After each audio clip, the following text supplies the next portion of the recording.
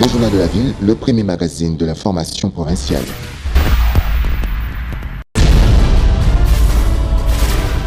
Tout de suite, le journal.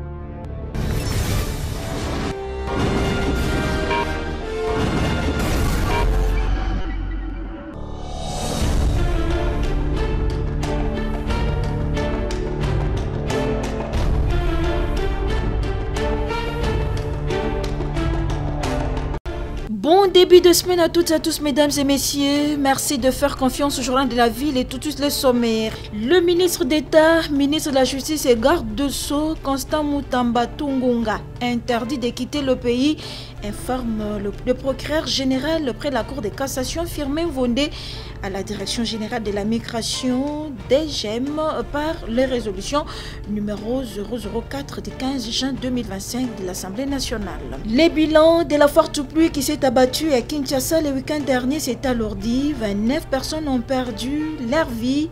Leurs funérailles seront prises en charge par le gouvernement, annonce le gouverneur de la ville Daniel Bumba, et toutes les routes endommagées seront construites.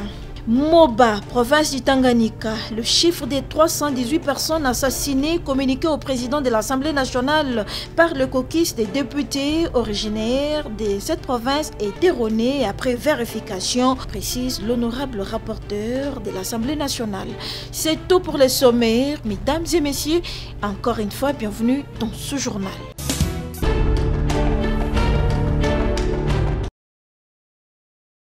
Article 1er.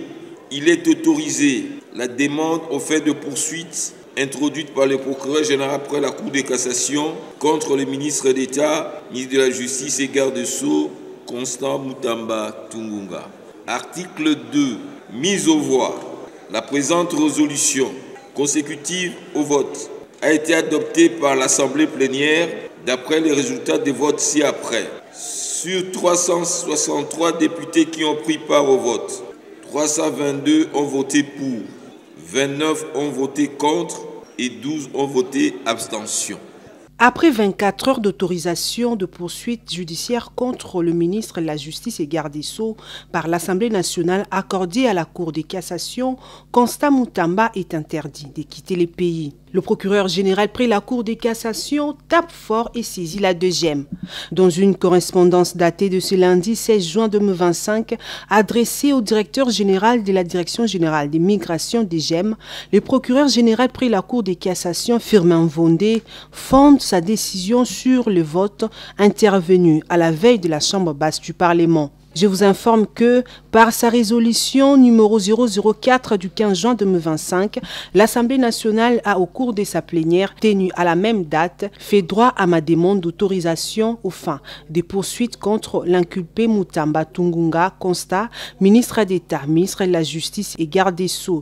Poursuivi pour détournement des deniers publics, article 145 du Code pénal, livre 2, par la présente, je vous informe qu'en vertu de l'article 83, alinéa 1er de la loi organique numéro 13/010 du 19 février 2013 relative à la procédure devant la Cour de cassation, j'ai décidé d'interdire au surnommé Mutamba tout sorti de la ville de Kinshasa, peut-on lire dans les documents. Pour rappel, lors du vote organisé dimanche à l'Assemblée nationale, 323 députés se sont prononcés en faveur de l'autorisation de poursuites judiciaires, 29 ont voté contre, tandis que 3 se sont abstenus. Le ministre Constant Mutamba est poursuivi pour un présumé détournement de 19 millions de dollars américains, fonds alloués à la construction d'une prison à Kisangani, chef-lieu de la province de la Tchopo.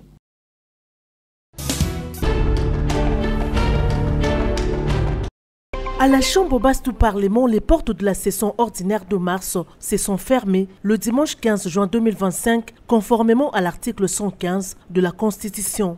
Dans son discours de clôture, le président de l'Assemblée nationale, Vital Kamerhe, a félicité les élus nationaux pour l'assiduité, l'abnégation et les sérieux dont ils ont fait montre dans la production législative, les contrôles parlementaires, le travail en commission permanente durant cette session marquée par la légifération tant qualitative que quantitative et un contrôle des membres du gouvernement et mandataires publics accentué. Les mots du speaker de la Chambre basse du Parlement, Vital Kamerhe, s'est également apaisanti sur la situation sécuritaire qui traverse la République démocratique du Congo dans sa partie Est. Condamnant avec force cette agression rwandaise, le speaker de la Chambre basse du Parlement a appelé les députés nationaux à s'associer aux efforts du président de la République, Félix-Antoine Tshisekedi Tshilombo, dans la recherche du retour de la paix durable dans les zones occupées par les ennemis. La République démocratique du Congo, c'est notre patrimoine commun. Dieu nous l'a donné et nous allons le préserver. Quelle que soit la durée de la nuit, quels que soient les complots fomentés à l'intérieur ou à l'extérieur du pays, cette guerre prendra fin et c'est la paix qui va gagner. Nous devons à chaque fois dans nos prières penser à ces populations qui traversent une véritable tragédie. Comme nous l'avons souligné lors de nombreuses séances, au cours de cette session, nous plaidons encore une fois, en regardant en direction du président de la République, de Madame la Première ministre et de l'ensemble des membres du gouvernement, pour que les salaires des fonctionnaires, des entreprises, des membres des entreprises publiques dans les territoires occupés soient payés régulièrement.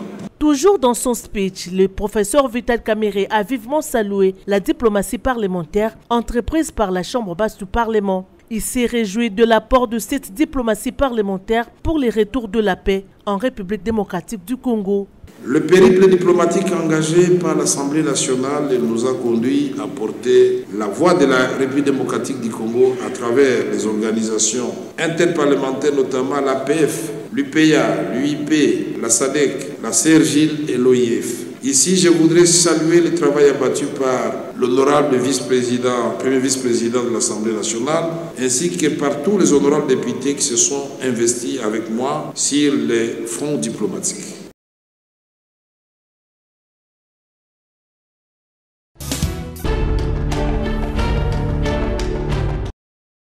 La nouvelle génération congolaise réclame sa place dans des postes de prise de décision et dans des différentes discussions. Dans un discours à la nation ce samedi 14 juin 2025 à Kinshasa, Totoro Mukenge, président de la nouvelle génération congolaise. Où est la voix de la jeunesse congolaise? Où est la place de la nouvelle génération?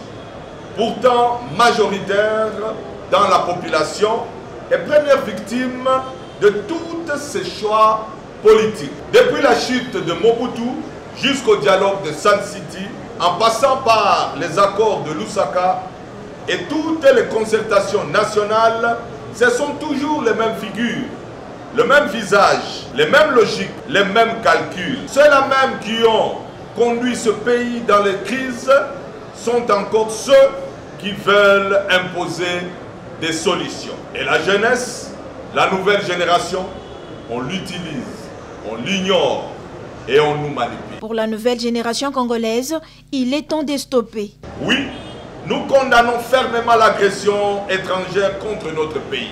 Les grandes puissances qui passent par le Rwanda et l'Ouganda et leurs supplétifs rebelles doivent répondre de leurs actes. Mais nous condamnons aussi la complicité de certains traîtres nationaux qui affaiblissent la République de l'intérieur.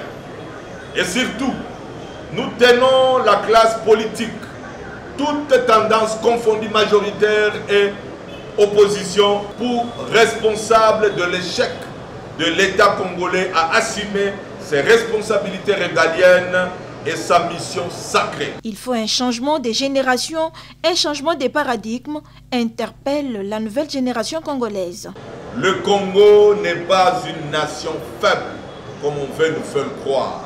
Le Congo n'est pas condamné à toujours réagir et subir des provocations des petits États voisins. Nous devons sortir de cette logique de peur et de faiblesse. Le Congo est appelé à la grandeur. D'où ces recommandations. À vous, le président de la République, intégrer la jeunesse véritable compétente et consciente dans toutes les démarches nationales. Créer un cadre structuré par et permanent de dialogue avec la nouvelle génération patriote. À vous, classe politique congolaise, majorité comme opposition, arrêtez de marginaliser la jeunesse congolaise.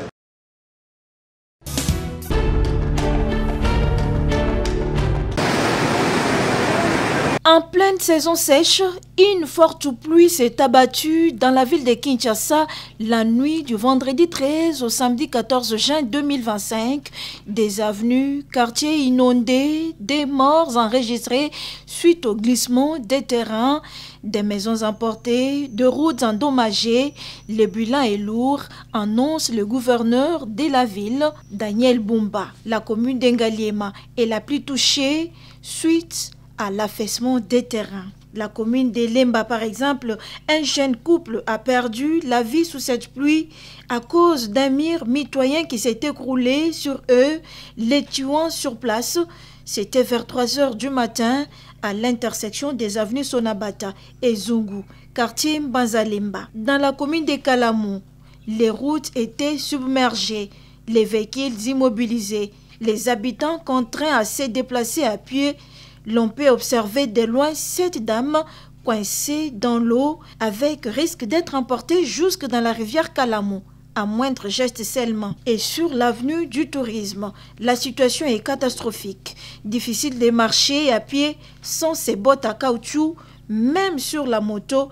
Les motards descendent d'abord les clients qu'ils demandent à faire des pieds, question de leur permettre de passer dans la boue sans les faire tomber. La pluie en pleine saison sèche, un phénomène que la population cherche à comprendre. Selon la prévision météorologique et des télédétections par satellite Mételsat, ces précipitations inhabituelles sont liées à une perturbation climatique appelée saison sèche femelle et de poursuivre.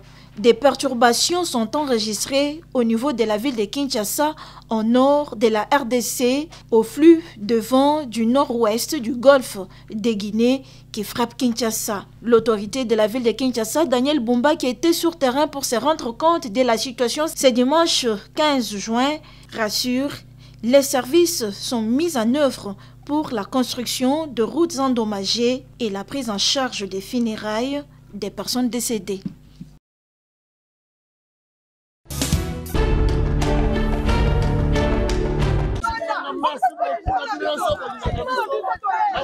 C'est un dossier qui se complique davantage, les sinistrés de Tchanga contre les expatriés indiens, alors que c'est l'avenir des centaines de familles qui est mis en jeu. L'espoir de ces pères et mères des familles se voit envolé une fois de plus. Ces sinistrés affirment que leur site de Mikonga 2, dans la commune de Lansele, est vendu aux expatriés indiens, et cela avec la complicité de la RVA. Ayant toutes les preuves en leur possession, les sinistrés de Tchanga déplorent plusieurs manœuvres dans le traitement de leurs dossiers au niveau de la justice. Mais eloko bosambi, bango bakitaki na kati, basali makabu nyonso tu basalaka, ezali en délibéré, ekomi kokata, ekomi na manœuvre. Manœuvre yango eza kobuta na nini ya bapayo babengi ba indien. Basali clôture, basali kotonga butu mui koto oyo boye bagere basali kotimola esika o gouvernement central apesa na basinistre arrêté ministériel portant des affectations attribuées. Alors esika nyonso tu wana mikanda nyonso tu ya bakondi ya minene ya gouvernement bapesi bango sika tribunal o babengi tribunal bakoki ko modifier ba document o etali arrêté ministériel portant création, portant des affectations et attributions. Il y a ici Il s'interroge par ailleurs sur le non-respect des instructions du président de la République, Félix Antoine Tshisekedi, en cette matière. Biso oyo, ma place torinai ko bomba malisusu na mbaloyo, mbule kote libiso. Babiloko nyo solisusu to bandai ko so asima mikolo bana baso sunga biso e poli lisusu. Président de la République, pardon s'il te plaît papa nanga. To sengi yo to bundi poto koma kote yo zali biso ba pauvre ba petit pays ba kokotsa biso ndenge nini biso ba mama na yo biso ba ndeko na yo ya basi sunga biso na problème oyo biso to sala mukanda te to senga te yo président muto pesa biso eloko oyo lelo eloko oyo pesi biso babotoli yango po bapesa bendie na mikili mususu mupaya azalaka na eloko koloba te okoki kosamba na mupaya yo oza na raison bayebisi yo ata osambi na yo oza na raison zonga na mboka na bino ya aza na esika kokende te epa na biso bakoma kofinga biso toza na justice te seke mobimba ya pays na biso toza eloko te. Le sang congolais crie des droits sur son territoire, l'état des droits s'impose et que justice soit rendue pour ces pères et mères de famille qui ne tiennent plus que sur un bout de ficelle avec l'espoir d'être remis dans leurs droits.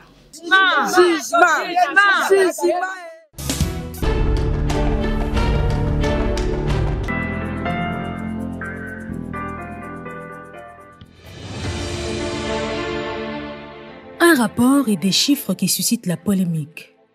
Depuis quelques jours, un document publié par le Centre de recherche en finances publiques et développement local sur le programme de développement local des 145 territoires accuse plusieurs agences d'exécution de contre-performance.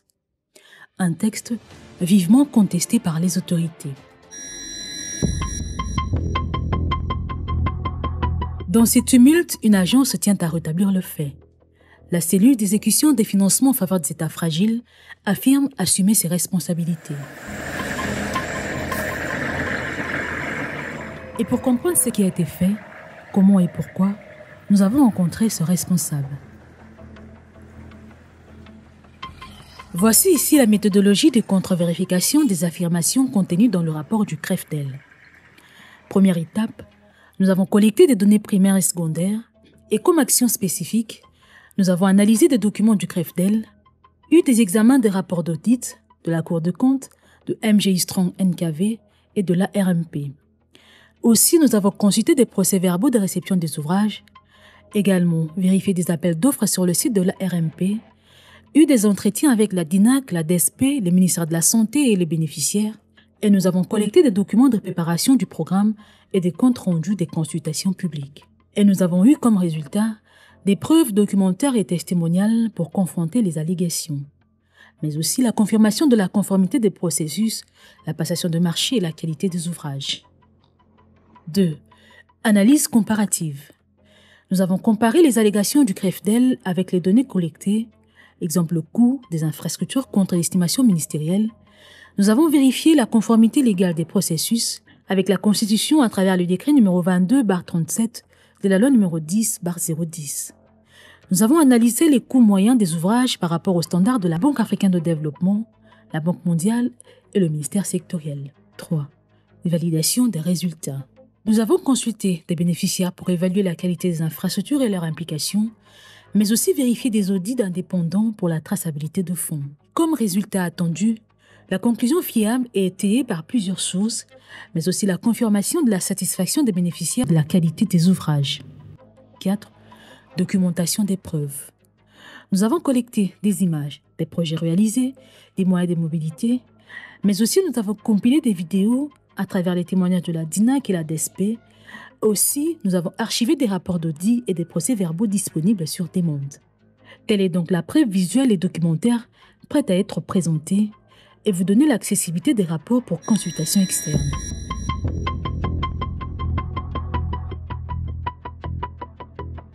Nous avons souhaité vérifier les contextes contradictoires de l'élaboration du rapport de CREFDEL auprès de la cellule d'exécution des financements en faveur des États fragiles.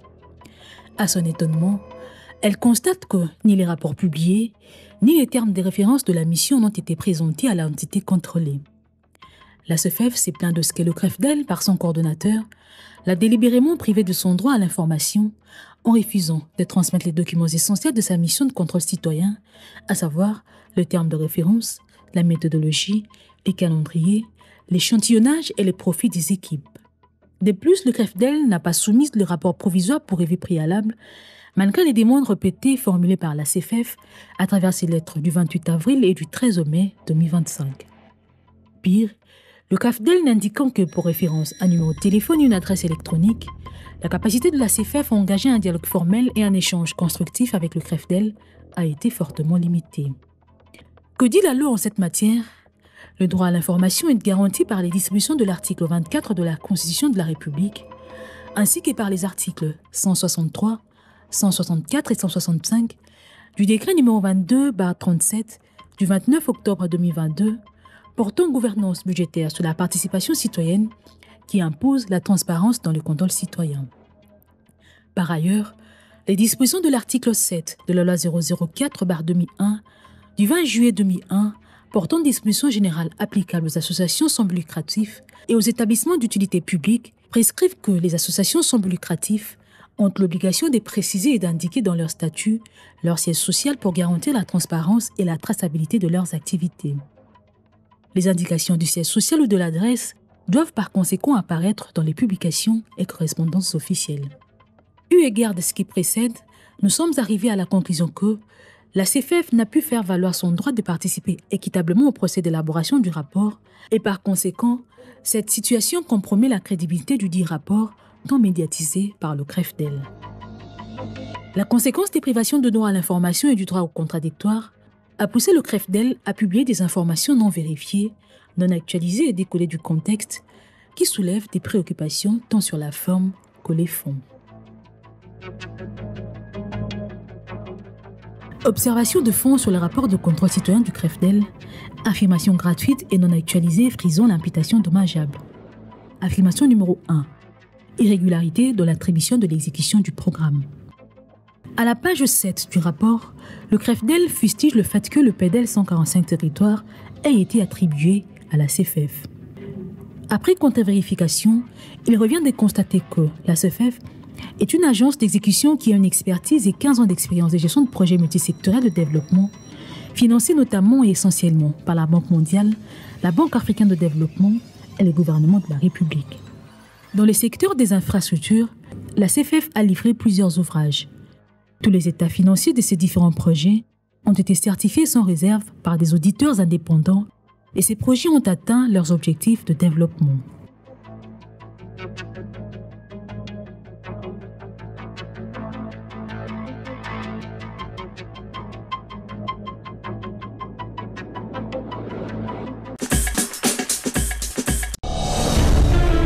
Nous sommes arrivés à la fin de ce journal de la ville, mesdames et messieurs. Merci pour votre attention soutenue. Le prochain rendez-vous est fixé pour ce mardi et d'ici là, portez-vous bien.